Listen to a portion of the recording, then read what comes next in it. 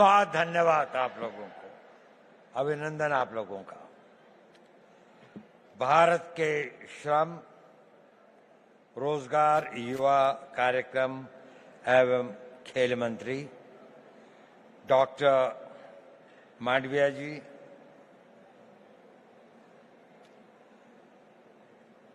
इस विभाग की सचिव श्रीमती पल्लवी गोयल, क्षमा कीजिएगा, और हमारी मिनिस्टर ऑफ स्टेट रक्षा खड़से जी और एडिशनल सेक्रेटरी श्री मिश्रा जी, प्रतिष्ठित यहाँ पर उपस्थित सभी लोगों को, और विशेषकर इस सभागार में उपस्थित 3000 वो युवा जो एक बड़े भारी कंपटीशन के बाद यहाँ पर आए हैं, उन सब का मैं अभिनंदन करता हूँ। मैं आभारी हूँ माननीय मंत्री जी का, जिन्होंने मुझे यहाँ आने का ये अवसर दिया। थोड़ा असमंजस था मुझे, मैंने कहा भी कि मेरा क्षेत्र, मेरा अनुभव यूथ के साथ उम्र का एक बड़ा भारी गैप, आप लोगों में से अधिकतर मेरे से 60 वर्ष से अधिक छोटे हैं। मैं स्वाधीन भारत में नहीं, उस भारत में पैदा हुआ था जब भारत स्वाधीन नहीं हुआ था। तो मैं आपसे क्या बात कर सकता हूं? क्या चीज है जिस विषय पर मैं आप लोगों से बातचीत कर सकूं?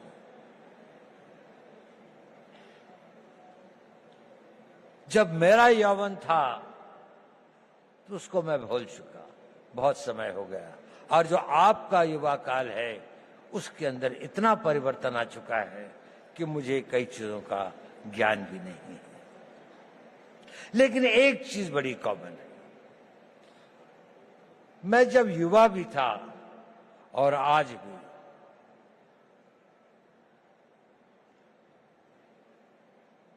एक चीज का मैंने देखा, वो हमेशा आपके साथ चलती है, आपको पता हो या न हो, आप कॉन्शियस हो या न हो, चीज बहुत छोटी है, लेकिन वो आपके जीवन की लोकाई को डिटरमिन करती है, उसकी गति और उसका क्या अंत में वो कहां पहुंचेगी इसका निर्णय करती है। वो होती है आपके निर्णय लेने की क्षमता। आप सभी निर्णय लेते हैं। युवा को अपने रोजमर्रा की जिंदगी में छोटे निर्णय और बड़े निर्णय करने पड़ते हैं, और जैसे जैसे आप बढ़ते जाएंगे, छोटी सी बात से और बड़े बड़े निर्णय आप लोगों को ही लेने पड़ेंगे। भारत तो विकसित होगा ही। भारत जिस गति और जिस रफ्तार पर प्रधानमंत्री मोदी जी इसको ले आए हैं, ये एक ऑटो मोड में भी चलेगा और विकसित हो जाएगा। लेकिन प्रश्न यह है कि इस विकसित भारत का नेतृत्व कौन करेगा, वो कितने सक्षम होंगे। और नेता की सबसे बड़ी शक्ति जो होती है, सबसे बड़ा हुनर, सबसे बड़ी योग्यता वो होती है कि वो सही निर्णय लेता है, समय पर निर्णय लेता है, और अपनी पूरी आस्था और उसके साथ उन निर्णयों पर कार्यान्वित करता है। तो अगर आपको भारत के विकसित भारत का नेता बनना है, किसी भी क्षेत्र में हो, साइंस में हो, टेक्नोलॉजी में हो, सिक्योरिटी के क्षेत्र में हो, आपको निर्णय लेने पड़ेंगे, और यह निर्णय लेने की क्षमता आपको अभी से विकसित करनी पड़ेगी। आप लोगों ने बहुत कुछ पढ़ा है, आप भारत के जागृत युवक हैं। निर्णय कैसे लें, बहुत सारे मोटिवेशनल स्पीकर्स बताते हैं। मैं उस बारे में ज्यादा नहीं कहना चाहता। मैं छोटी सी बात कहना चाहता हूं, आप जब निर्णय लें तो आज के लिए नहीं, अपने आने वाले उस भविष्य के लिए निर्णय लें। दूरदर्शी भाव से निर्णय लें। आज का निर्णय तो लगता है कि ठंड बहुत है, रजाई में बैठे रहें, लेकिन अगर आपको कंट्री को रिप्रेजेंट करना है तो आपको लगता है नहीं, मुझे 4 बजे दौड़ने के लिए जाना ही चाहिए, मुझे अपनी फिजिकल फिटनेस रखनी चाहिए। अभी 1 जनवरी को कई लोगों ने बहुत सारे निर्णय लिए होंगे। कल से पक्का सोशल मीडिया नहीं देखूंगा, टाइम खराब नहीं करूंगा, जिम में रोज जाऊंगा, खूब दिल लगा के पढ़ाई करूंगा। कुछ करते हैं, कुछ नहीं करते। सही निर्णय लेना बहुत जरूरी है, बहुत आवश्यक है। अपने निर्णयों को दूरअंदेशी से करें। हर निर्णय को लेने के साथ ये सोचें कि इस निर्णय के बाद मेरा अगला निर्णय क्या होगा, अगला कदम क्या होगा। एक कदम उठाने से पहले अगले 2 कदम की सोचें। जीवन के अंदर में ड्रीम्स से जीवन नहीं बनते, पर ड्रीम्स उनको एक दिशा देते हैं, आवश्यक है। उन ड्रीम्स को डिसीजंस में बदलना पड़ता है और उन डिसीजंस को लाइफ की रियलिटीज में बनना पड़ता है। कुछ लोग जो इसे कर पाते हैं वो सक्सेसफुल हो जाते हैं, उन्हें सफलता प्राप्त होती है। बाकी लोग ड्रीम्स के से और डिसीजन तक के कुछ वाक हो जाते हैं, कुछ डिसीजन से इम्प्लीमेंटेशन तक में भटक जाते हैं, तो गंतव्य तक नहीं पहुंचते। आप सब लोगों में असीम संभावनाएं, आप में यौवन की ऊर्जा है, आप में बड़े बड़े सपने हैं, आप में वो शक्ति है, आप में वो प्रवाह है जो ये कहता है कि मैं समुद्र को पी जाऊंगा, मैं दुनिया को बदल डालूंगा। उस तरह की शक्तियों को लेकर आप आए हैं और आप बहुत भाग्यवान हैं कि आप उस भारत में पैदा हुए, एक स्वतंत्र भारत में। ये स्वतंत्र भारत हमेशा ऐसा नहीं था जितना स्वतंत्र आपको दिखाई देता है। सदियों तक हमारे पूर्वजों ने इसके लिए बहुत कुर्बानियां सही, बहुत अपमान सहे, बहुत असहायता के दौर से गुजरे। कई लोगों को फांसी चढ़नी पड़ी, भगत सिंह को फांसी के फंदे को स्वीकार करना पड़ा, सुभाष बोस को जीवन भर संघर्ष करना पड़ा, महात्मा गांधी को सत्याग्रह करना पड़ा और अनगिनत लोगों को अपनी जानें देनी पड़ी। ये संघर्ष चलता रहा। हमारे गांव जले, हमारी सिविलाइजेशन को समाप्त किया गया, हमारे मंदिरों को लूटा गया और हम एक मूक दर्शक की तरह असहाय होकर इसको देखते रहे। ये इतिहास हमें एक चुनौती देता है कि ये उस भारत का आज हर युवक के अंदर वो आग होनी चाहिए कि मैं, प्रतिशोध शब्द अच्छा तो नहीं है, लेकिन प्रतिशोध भी अपने में एक बड़ी भारी शक्ति होती है। हमें अपने इतिहास का प्रतिशोध लेना है। हमने इस देश को फिर वहां पहुंचाना है जहां पर हम अपने हक, अपने विचार और अपनी आस्थाओं के आधार पर एक महान भारत का निर्माण कर सकें। हमारी एक बड़ी विकसित सभ्यता थी, हमने किसी के मंदिर नहीं तोड़े, हमने कहीं जाकर लूटा नहीं, हमने किसी बाहर के लोगों के ऊपर आक्रमण नहीं किया, जबकि सारी दुनिया बहुत पिछड़ी थी। परंतु क्योंकि हम अपनी सुरक्षा और हम अपने आप को समझ नहीं पाए कि हम को क्या खतरे हैं, हम उनके प्रति उदासीन रहे, तो हमें इतिहास ने एक सबक सिखाया। क्या हमने वह सबक सीखा? क्या उस सबक को हम याद रखेंगे? अगर आने वाली पीढ़ियां उस सबक को भूल जाएंगी तो ये इस देश का सबसे बड़ा ट्रेजेडी होगी। सेंट पीटर्सबर्ग के अंदर में एक बहुत बूढ़ा रवि रहता था, वहां का जो बिशप था वो दोनों बहुत दोस्त थे। तो एक दिन बिशप उसके घर पे आया तो रवि जो था करीब 80-85 साल का था, तो उसकी आंखों में आंसू थे। उसने कहा, रवि क्या बात है, आज तुम उदास लग रहे हो? नहीं, उसने कहा वो सोच रहा था। उसने कहा क्या सोच रहे थे?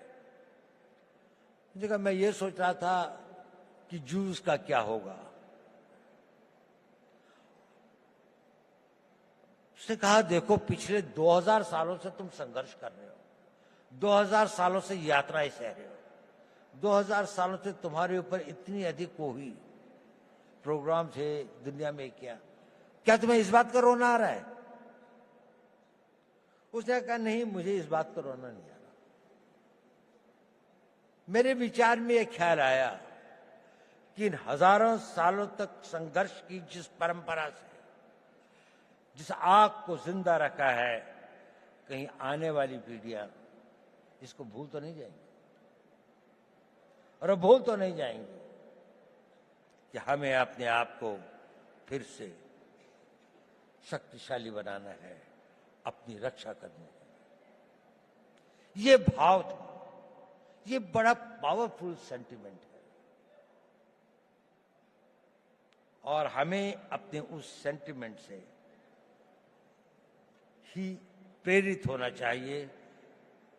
कई सारी ऐसी बातें होती हैं हमारे ऊपर, कई सारी इस तरह के आघात होते हैं जिससे हमें लगता है अगर हमारे साथ में अन्याय हुआ है, अगर हमारे साथ दुर्व्यवहार हुआ है, हमारे गांव जलाए गए, हमारी मातृशक्ति का अपमानित किया गया, तो इसका हम भी अपने आप को इतना मजबूत करेंगे, हर रूप से, आर्थिक रूप से, रक्षात्मक रूप से, टेक्नोलॉजी के रूप से, हर क्षेत्र में हमें आगे बढ़ना है। तो मैंने ये बताया कि आवश्यक है कि आप जीवन में सही निर्णय लें और निर्णय लेने की शक्ति बढ़ाएं। मैं उस पर ज्यादा नहीं बोलूंगा क्योंकि आप लोग काफी जागरूक। मैं एक दूसरी बात में कुछ कहना चाहता हूं। प्रश्न इस बात का यह जरूरी है कि आप सही निर्णय लें, लेकिन सही निर्णय लेने के बाद भी वो निर्णय पर आदमी चल नहीं पाता। It is important that you take right decisions, but it is more important that you make your decisions right.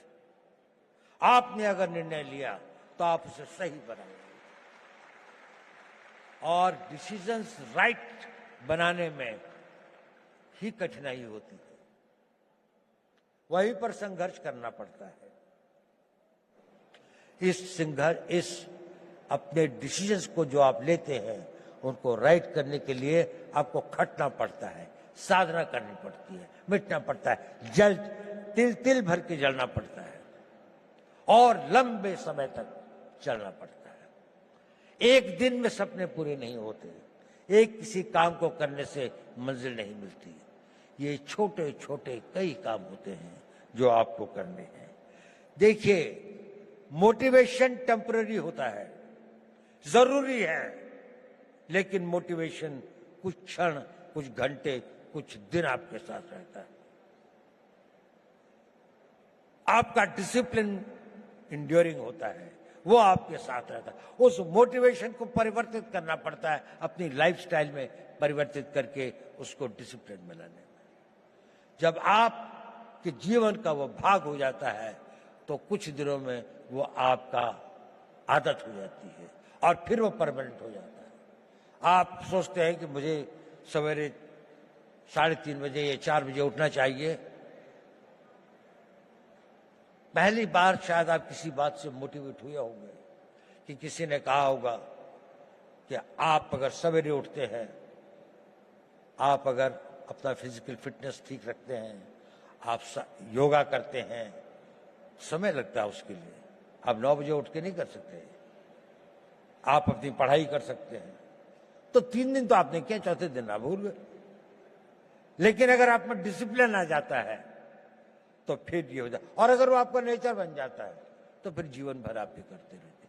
तो अपना मोटिवेशंस को अपने डिसिप्लिन में परिवर्तित करें, ये एक इंपॉर्टेंट टिप है।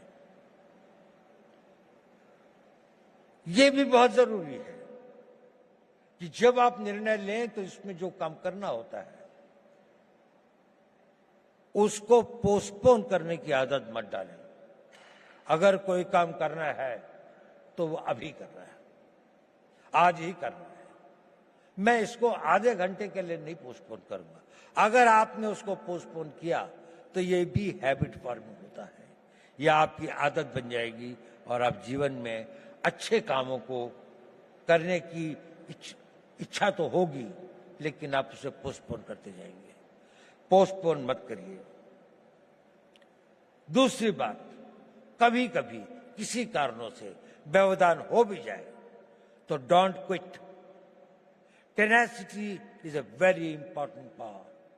आपकी लगन, उस लगन के साथ में लगे रहें, क्विट मत करें, सरेंडर मत करें। कष्ट आएगा, रुकावटें आएंगी, तकलीफें आएंगी, ठहरना होगा तो ठहरेंगे, लेकिन ना अपनी मंजिल छोड़ेंगे, ना अपना रास्ता बदलेंगे। आगे बढ़ेंगे तो पूरे जोश के साथ बढ़ेंगे। और एक बहुत बड़ी बात है कि अपने ऊपर विश्वास मत छोड़ें। स्वामी विवेकानंद जी ने कहा था, पुराना धर्म कहता है नास्तिक वो है जो ईश्वर पर विश्वास नहीं करता। नया धर्म कहता है नास्तिक वो है जो स्वयं पर विश्वास नहीं करता। यदि आपको ईश्वर पर विश्वास है तो अपने पर विश्वास करना सीखिए। आप इसको कर सकते हैं। ये शक्ति आप में अपने आप आ जाएगी अगर आप अपने आप को ये करेंगे। मैं आपसे ये सब क्यों कह रहा हूं? इसलिए कि आप भविष्य के नेता हैं। अगर आप भविष्य के नेता हैं तो आपको डिसीजन लेने पड़ेंगे। अगर आपको डिसीजन लेने पड़ेंगे तो आपको उन डिसीजंस को कामयाब बनाने के लिए पूर्ण आस्था, पूरी कमिटमेंट, पूरी मेहनत, पूरी लगन के साथ समर्पित होना पड़ेगा। लेकिन इसका एक और कारण भी है जो मैं ये बात आपसे कह रहा हूं। ये बात सही है कि नहीं, मैं नहीं कह सकता, लेकिन ये मेरे 81 साल के जीवन का अनुभव है। और आप लोगों को गुमराह करने से बड़ा पाप मैं कोई नहीं कर सकता। मैं आपसे एक बात कहना चाहता हूं, ये मेरे अनुभव के आधार पर भी है, और मेरा अनुभव मेरे अपने जीवन का नहीं, और हजारों लोगों के साथ जो मेरे जीवन का अनुभव रहा उस पर भी। जब आप अपने आप को इस तरह से ढालते हैं, 5 साल का टाइम दीजिए, केवल 5 साल, कि मैं जो निर्णय करूंगा उस पर अटल रहूंगा। 5 साल अगर आपने यह काम किया, आप में एक अद्भुत एनर्जी पैदा होती है। वो होती है आपकी विल पावर। और ये सब जो मैं कह रहा था वो इसलिए कह रहा था, सही निर्णय लें, निर्णय पर अटल रहें, ताकि आप में वो विल पावर पैदा हो सके। और वो विल पावर क्या होती, मैं आपको छोटी सी कहानी सुनाता हूं। 11 अप्रैल 2011 को हमारे कंट्री की एक नेशनल वॉलीबॉल प्लेयर थी, उनका नाम था अरुणिमा वर्मा। वो वॉलीबॉल के टूर्नामेंट से आई और अपनी परीक्षा देने के लिए दिल्ली से लखनऊ जा रही थी। बरेली के पास कुछ डकैतों ने उस पर हमला कर दिया और लोगों से सामान लूटने लगे। अधिकतर लोगों ने दे दिया। उसके गले में चेन थी, उन्होंने चेन खींचने की कोशिश करी, उसने रेजिस्ट किया, उसने नहीं दी चेन। उन लोगों ने उसे ट्रेन से बाहर फेंक दिया। वो बहुत बुरी तरह से लहूलुहान हो गई। दुर्भाग्य देखिए, उसी समय दूसरी ओर से एक ट्रेन आ रही थी और वो ट्रेन से उसका पांव कट के अलग हो गया। रात के 2 बजे का समय था।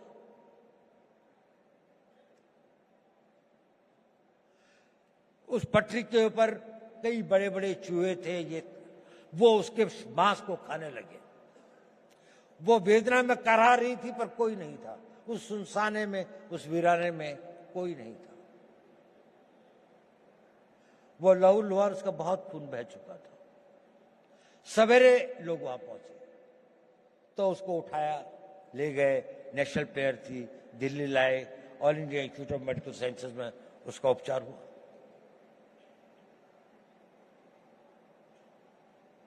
और उसकी पूरी टांग काट दी गई, एम्प्यूट करनी पड़ी।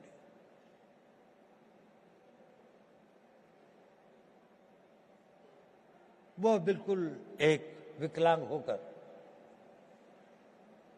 अपने घर में पड़ी थी, लेकिन उसने ये इरादा किया कि नहीं, मैं विकलांग नहीं, मैं माउंट एवरेस्ट पे चढ़ूंगा।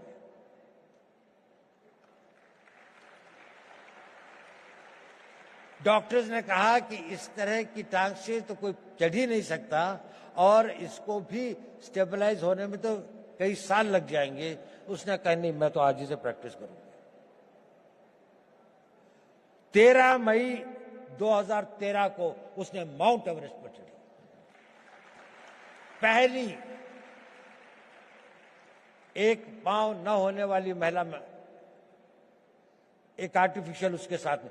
और वही नहीं, सबसे पहले चढ़ी टॉप पर। जो पूरा गैंग ग्रुप था उसके अंदर में वही बेस कैंप से सबसे पहले आती थी। क्या था उसके अंदर? Physical strength, opportunities, talent. इस सबसे ज्यादा उसके अंदर वो विल पावर थी। और वो विल पावर उसके साथ में एक दिन में नहीं आई। जब उसके जीवन को लोगों ने पढ़ा, समझा, उसने बचपन से ही अपने अंदर एक ऐसी शक्ति पैदा की थी कि जो उसकी स्ट्रांग विल पावर थी। मैं चाहता हूं कि आप लोग इस 5 साल के शेड्यूल को फॉलो करें। इसके लिए नहीं कि निर्णय सही होंगे, इसके लिए नहीं कि निर्णय को आप निर्णय कर पाएंगे तो आपको सफलता मिलेगी, वो तो मिलेगी, लेकिन उस कमिटमेंट, उसके साथ में, रिगर के साथ में, उस डिसिप्लिन के साथ में अगर आप अपना जीवन जिएंगे तो आपके अंदर एक बहुत स्ट्रांग विल पावर पैदा होगा। और वो विल पावर एक इतनी बड़ी शक्ति होती है कि आप जो चाहोगे वो कर सकते हो। आप उसकी इच्छा करोगे, वो इतना बड़ा फोर्स मल्टीप्लायर होता है कि वो आपकी physical energy, mental calibre, mental talent वगैरह, एवरीथिंग एल्स, वो सब कुछ जीतती हुई आप देखोगे कि जीवन में ये असंभव चीजें क्यों होती हैं। अब तो मेरे अंदर इतनी शक्ति रह भी नहीं गई थी, अब तो शायद मैं नहीं इसके काबिल हूं, लेकिन वही हो जाता है क्योंकि आपके अंदर वो ये डोरमेंट शक्ति ईश्वर अपने द्वारा बनाए हुए हर इंसान में देती है, लेकिन 99% की बिना जागृति खत्म हो जाती है। कुछ लोग इसे जागृत करते हैं और वो अपने डिसिप्लिन से और उसको अपना नेचर बनाकर जागृत करते हैं। आप अपनी उस इच्छा शक्ति को बढ़ा सके, वही इच्छा शक्ति एक राष्ट्रीय शक्ति बनती है। लड़ाई क्यों लड़ते हैं हम लोग? कोई हमसे साइकोपैथ थोड़ी हैं कि दुश्मन की लाशें हों, डेड बॉडीज पड़ी हों, कटे हुए गटे हों तो हमें कोई बहुत संतोष या बहुत सुकून मिलता है। इसके लिए नहीं रहती लड़ाई। लड़ाइयां लड़ी जाती हैं किसी देश के मनोबल को तोड़ने के लिए, ताकि उसका मनोबल इतना टूट जाए कि वो हमारी इच्छाओं के अनुसार संधि कर सके, हमारी बात को मान सके, जो हम चाहते हैं वो उसे प्राप्त कर सके। जब आप लोगों में इच्छा शक्ति होगी तो राष्ट्र का मनोबल बनेगा। The will of the nation जिसे कहते हैं, कि जिसके लिए लड़ाइयां लड़ी जाती हैं। आज भी आप देख लें, जितनी भी लड़ाइयां हो रही हैं, जितने भी संघर्ष हो रहे हैं, कोई ना कोई कंट्री अपनी बात को दूसरी के ऊपर में थोपना चाहता है, उसके लिए वो शक्ति का प्रयोग कर रहे हैं। अगर आप इतने शक्तिशाली हैं कि कोई इसको ना कर सके तो आप हमेशा स्वतंत्र रहेंगे। लेकिन अगर आपके पास में सब कुछ है लेकिन वो मनोबल नहीं है, तो आपके अस्त्र शस्त्र सब बैठे रह जाएंगे। और उसके लिए चाहिए नेतृत्व। आज हम बहुत भाग्यशाली हैं कि देश में ऐसा नेतृत्व है, एक ऐसा नेतृत्व जिसने 10 साल में देश को कहां से कहां पहुंचाकर एक ऑटो बोर्ड में ले आए हैं। उनकी कमिटमेंट, उनकी मेहनत, उनकी टोटल डेडिकेशन हम सब के लिए एक आदर्श हुआ है। देखिए, नेपोलियन बोनापार्ट एक बड़ा भारी योद्धा था। यह आपके लिए रेलेवेंट है क्योंकि आप लोग नेता हैं कल के। आप लोगों ने नेतृत्व करना है। कोई आर्मी का जनरल बनेगा, कोई इंटेलिजेंस का चीफ बनेगा, कोई बहुत बड़ा डॉक्टर बनेगा, कोई इंजीनियर होगा, कोई बड़ा बड़ा एडमिनिस्ट्रेटर होगा, कोई बहुत अच्छा डिप्लोमेट होगा, कोई राजनीतिक नेता भी होंगे कुछ लोग। नेपोलियन एक बात कहता था, I am not afraid of 1,000 lions led by a sheep, but I am afraid of 1,000 sheep led by a lion. अगर हम 3,000 लॉयन पैदा कर दें, नेपोलियन कहता था मुझे 1,000 शेरों की फौज से डर नहीं लगता, अगर उसका नेतृत्व एक भेड़ का बच्चा कर रहा हो। लेकिन अगर भेड़ों की फौज होगी, पर अगर भेड़ों की फौज का भी नेतृत्व करने वाला एक शेर होगा, तो मुझे उससे बहुत डर लगता है। क्या इस भारत मंडपम में बैठे 3,000 शेर पैदा कर सकते हैं? 3,000 वो लोग कर सकते हैं। अगर आप नेतृत्व करेंगे तो देश पीछे चलेगा। जहां आप ले जाएंगे देश वही जाएगा। आज देश कहां जा रहा है? इसकी कल्पना, जिसने इसकी कल्पना करी, मोदी जी ने इसकी कल्पना करी। एक संघर्ष क्या, एक टीम, जो भी इतना सारा, इतनी मेहनत, इतनी लगन, इतनी कमिटमेंट, इतनी इमेजिनेशन के साथ में इतना डिसिप्लिन है कि वो भी एक तरह से ऑटो मोड पर डिविनिटी के साथ चलते हैं। कहां से विचार आते हैं, नए नए विचार किसी भी क्षेत्र में हो। हम लोगों का तो थोड़ा स्पेशलाइज्ड फील्ड है, उसमें भी मैं देखता हूं हमेशा उनको कोई एक नया विचार, एक नया वो आता है उस विल पावर से, उस टोटल कमिटमेंट से, उस पूरी की पूरे समर्पण से। आप बहुत भाग्यवान हैं।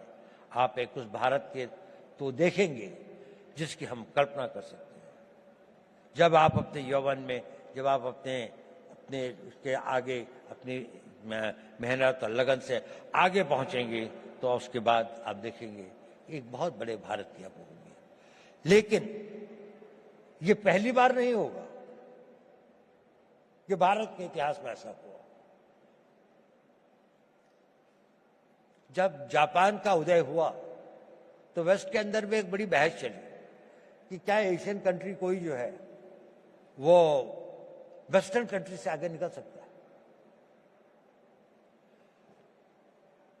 तो मैलिस एंडरसन करके एक हिस्ट्री के कैम्ब्रिज यूनिवर्सिटी के अंदर में एक हेड ऑफ द डिपार्टमेंट थे,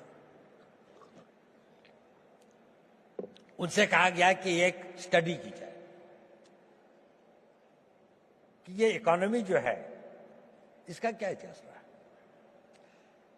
तो मैडिसन ने किताब लिखी जिसका नाम है वर्ल्ड हिस्ट्री ऑफ इकोनॉमी, और उसने वो फर्स्ट सेंचुरी से लेके 19th सेंचुरी तक लिखी। और उसमें उसने कहा कि इसमें से 1700 साल तक अधिकतर इंडिया की, नहीं तो कभी कभी चाइना की इकोनॉमी ही वर्ल्ड की सबसे बड़ी इकोनॉमीज थी। और बड़ी नहीं थी कि टुगेदर इन दोनों के बीच में लगभग 55 to 60% इकोनॉमिक पावर थी, बाकी सारी दुनिया में 40%। भारत ने बहुत बड़ी बड़ी सक्सेसेस देखी हैं। हमें 150-200 साल लगते हैं। ऐसे कई बड़े कालखंड आए हैं जिसमें वो अपनी पराकाष्ठा पर था, साइंस की, टेक्नोलॉजी की, आर्थिक विकास की, लेकिन हम वहां से गिर भी सकते हैं। There is nothing permanent in life. आपको अपने हर दिन की उसकी रक्षा प्रतिदिन करनी पड़ती है। ये एक परपिचुअल स्ट्रगल होता है। नेशनहुड और राष्ट्र को मजबूत रखना ये एक निरंतर संघर्ष है, जैसे कि आपका भी संघर्ष निरंतर है। ये कभी समाप्त नहीं होता। आखिरी सांस तक आपका जीवन तब तक सार्थक है जब तक आप सोचते हैं कि मेरे लिए करने के लिए कल भी कुछ है। अगर आपके पास कल कुछ नहीं है तो आपका जीना बेकार है। आप सोचते हैं और जो कल मैंने करना है वो डिसिप्लिन आपके अंदर वो इच्छा शक्ति पैदा कर देगी। उसके लिए शक्ति भी आएगी, समय भी होगा, संयोग भी होगा और आप उसे कर भी पाएंगे और आप कामयाब हों। मेरी यही शुभकामनाएं आप लोगों को मेरा बहुत बहुत हो। आप भारत के भविष्य हो, के कर्णधार हो। आप लोग फले फूले मेरे